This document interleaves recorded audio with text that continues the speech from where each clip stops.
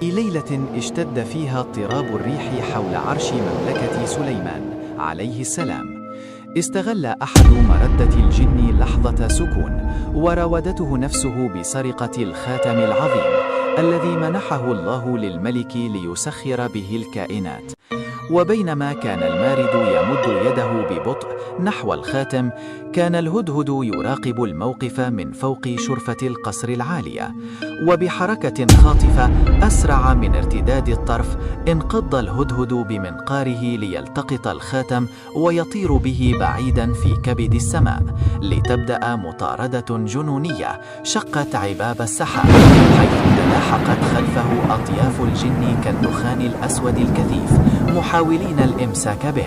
لكن الهدهد بذكائه الفطري كان يغير مساره بين الجبال والوديان ليضلل ملاحقيه، حتى وصل إلى بئر قديمة مهجورة في قلب صحراء لا تطأها إنس ولا جان، وهناك غطس في عمق البئر ووضع الخاتم في شق صخري غائر تحت الماء، ثم غطاه بحصى ناعم وطحالب برية ليمتزج تماما بجسم الصخرة بحيث لا تلمحه عين مهما دقق النظر. ثم طار الهدهد عائدا وحيدا تاركا وراءه لغز المكان مخفيا في صدره، ولم يترك خلفه أي أثر يدل الجن على مكان الأمانة، ليظل الخاتم في حرز مكنون لا يعلمه إلا الله وهذا الطائر الوفي.